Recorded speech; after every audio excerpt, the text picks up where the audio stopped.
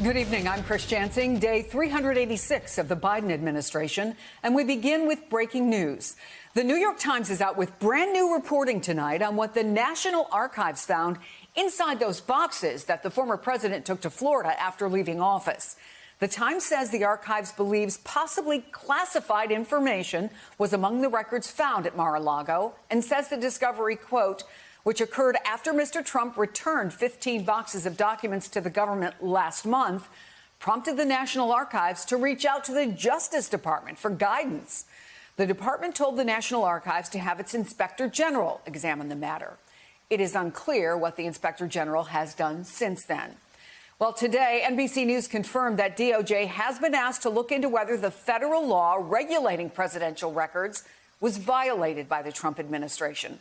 Adam Schiff is a member of the January 6th Select Committee. It looks very willful. And if there's evidence of potential willfulness in the destruction of documents, that is the kind of case that if any case is going to be prosecuted, might be prosecuted. Earlier today, there was a major escalation from the January 6th committee as it goes after another of Trump's fiercest allies. The committee has now subpoenaed his former trade advisor, Peter Navarro.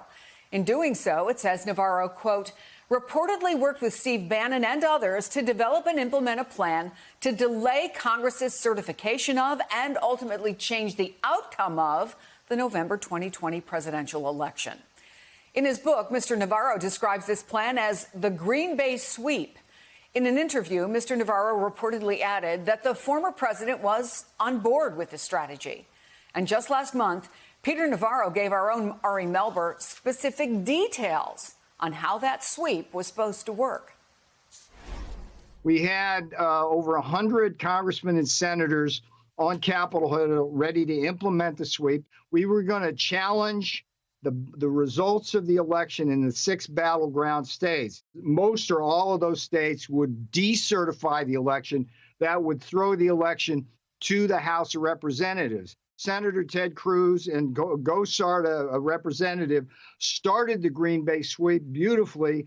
The election was still in doubt. We were following the Constitution and rules of the Senate to simply get a recount of what the votes were.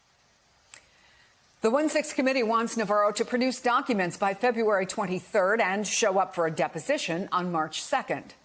Also tonight, the Washington Post is reporting Rudy Giuliani and other Trump legal advisors had asked a Republican prosecutor in northern Michigan to turn over his county's voting machines to Trump's team following the 2020 election.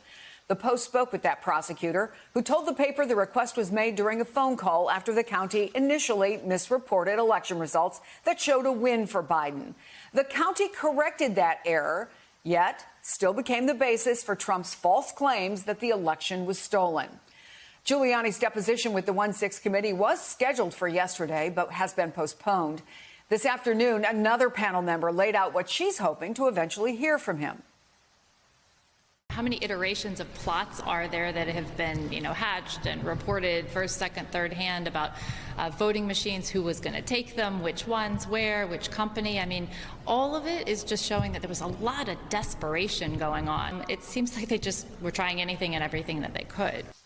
We're also following the latest in the rift among top Republicans over the RNC's resolution censuring 1-6 committee members Liz Cheney and Adam Kinzinger. Yesterday, Mitch McConnell took the RNC to task for issuing that resolution.